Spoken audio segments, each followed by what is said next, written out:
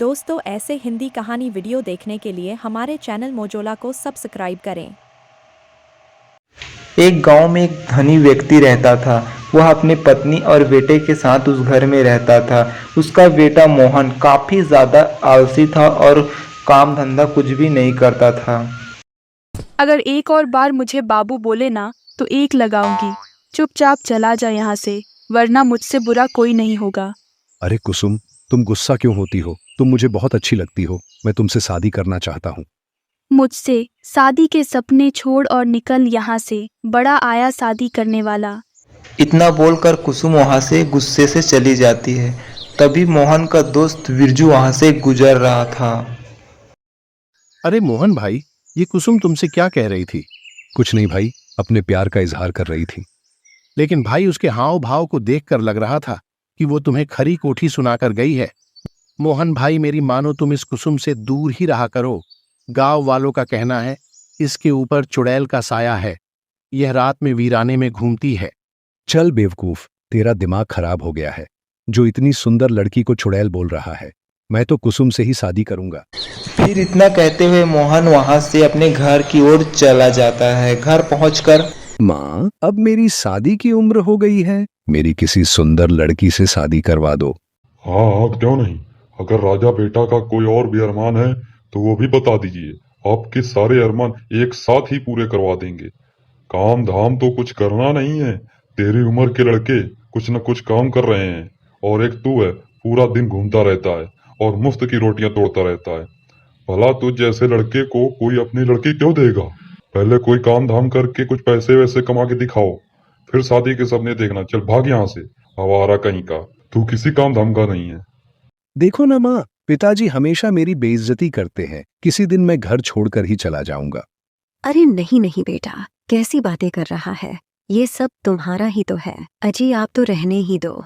हर वक्त मेरे भोले भाले बेटे को ताना मारते रहते हो। अजी हमारे पास इतनी धन दौलत है, क्या आप ये सब अपने साथ ऊपर लेके जाओगे? भला मेरे बेटे को कमाने की क्या जरूरत? मुझे कुसुम बहुत अच्छी लगती है। तुम उसके घर मेरा रिश्ता लेकर जाओ ना। मैं कल ही कुसुम के माता पिता से तुम्हारे रिश्ते की बात करने जाऊंगी। फिर अगली सुबह सेठ और सेठानीन अपने बेटे मोहन का रिश्ता लेकर कुसुम के घर जाकर पैसे का रुबाब दिखाते हैं। अरे सेठ जी, सेठानी जी, आप लोग यहाँ। देखो बोला, मेरे बेटे को तुम्हारी बेटी बहुत पसंद है और वह इसी से शादी करना चाहता है। मैं चाहता हूँ कि तुम अपनी बेटी की शादी मेरे बेटे से करवा दो। तुम्हारी किस्मत अच्छी है जो तुम्हारी बेटी की शादी मेरे बेटे से हो रही है। लेकिन आप लोग इतने अमीर लोग हैं और हम गरीब। हमारे पास देने के लिए कुछ भी नहीं है। बस तुम कुसुम की शादी मेरे बेटे से करवा दो और मुझे तुमसे कुछ नहीं चाहिए। इतना कहकर सेठ और सेठानीन वहां से अपने घर की ओर आ जाते हैं। अगले दिन फिर मोहन और कुसुम की शादी करा दी जाती है। मोहन कुसुम से शादी करके बहुत ही ज़्यादा खुश था। उस रात मोहन और कुसुम सोए हुए होते हैं। तभी अचानक कुसुम की आंख खुलती है और वह रात में जंगल की ओर चलने लगती है। तभी वहां से मोहन का दोस्त बिरजू गुजर रहा होता है, जो वह देख लेता है। अरे ये भाभी जी इतनी रात गए कहाँ जा रही है? मुझे इनके पीछे जाकर देखना होगा। इतना सोचकर बिरजू कुसुम के पीछे पीछे जंगल की ओर जाने लगते हैं। तभी थोड़ी देर बाद कुसुम के पैर उल्टे हो जाते हैं और थोड़ी देर के बाद वह अपना पूरा रूप डायन में बदल लेती है।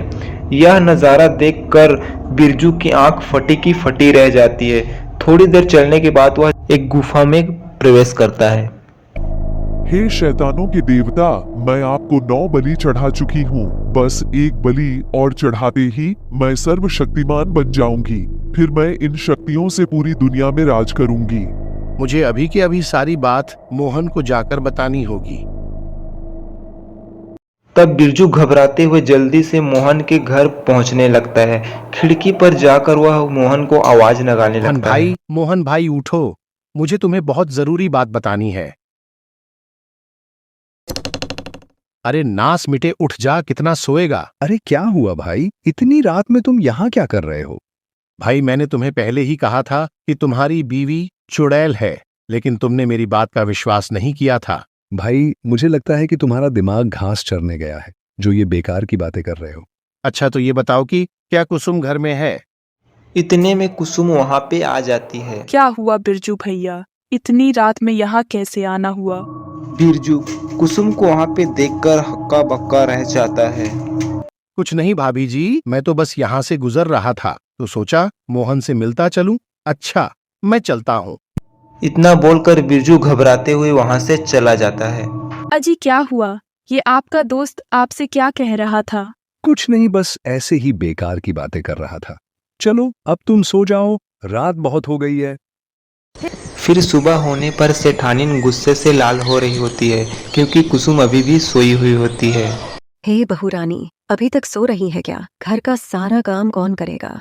चल जल्दी उठ, मैंने काम वाली की छुट्टी कर दी है। आज से सारा काम तुझे ही करना है।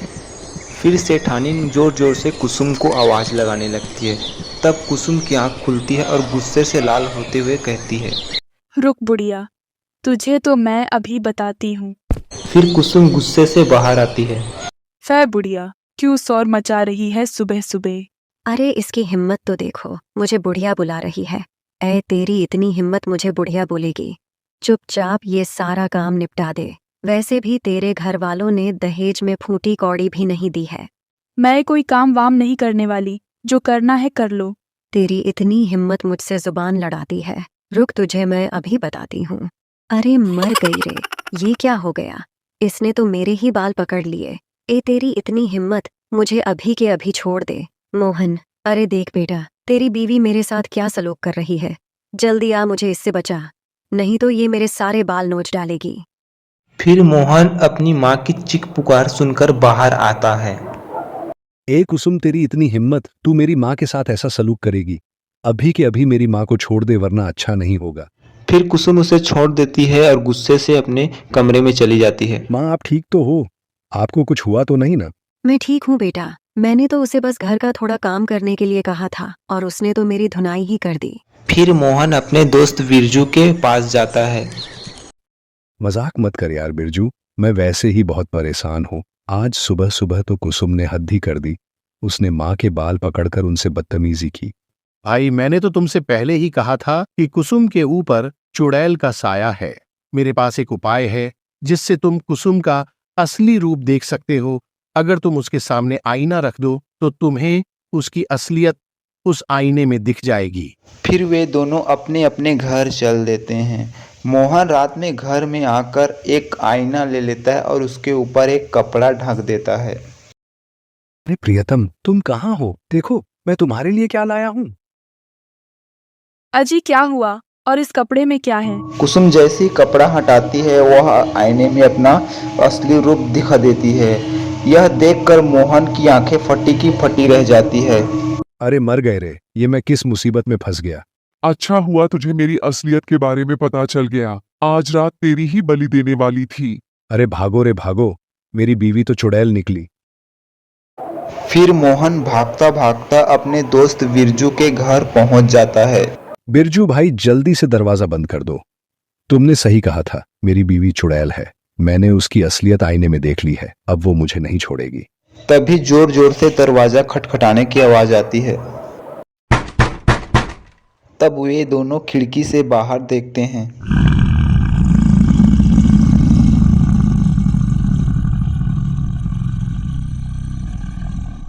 अरे मर गए रे, ये चुड़ैल तो यहाँ तक आ गई। मोहन भाई, लगता है तुम अपने साथ साथ मुझे भी मरवाओगे। ठीक है भाई, मैं बाहर चला जाता हूँ। मैं अपनी वजह से तुम्हारी जान खतरे में नहीं डाल सकता। रुको मेरे दोस्त, अगर मरना ही है तो मैं भी तुम्हारे साथ मरूंगा। अगर मैंने आज अपने दोस्त का साथ नहीं दिया तो ये दुनिया किसी की दोस्ती पर विश्वास नहीं करेगी। चलो मेरे दोस्त। फिर वे दोनों घर से बाहर निकल जाते हैं। अरे वाह, बड़ी पक्की दोस्ती है तुम दोनों की। कोई बात नहीं, मैं आज तुम दोनों की बलि दूंगी। तभी चुड़ैल उन्हें मारने के लिए आगे बढ़ती है और तेज चमकता हुआ रोशनी उस पर पड़ती है। ये क्या हो रहा है? ये तेज रोशनी कहाँ से आ रही है? तभी चुड़ैल दूर जाकर गिर जाती है। अरे मर गई रे, मैं यहाँ कैसे आ गई? अरे मोहन भाई, ये कैसे हो गया? ये चुड़ैल दूर कैसे चली गई? तभी मोहन को बिरजू के गले में हनुमान जी का तावीज दिखाई देता है। बिरजू भाई, मुझे लगता है कि तुम्हारे इस ताबीज की वजह से हुआ है।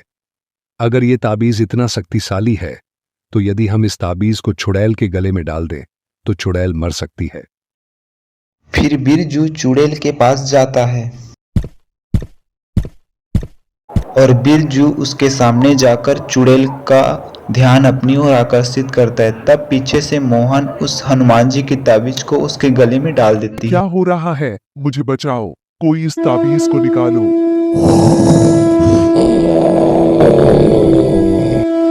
चुड़ैल ताबीज के पड़ते ही जलने लगती है और जलकर भस्म हो जाती है।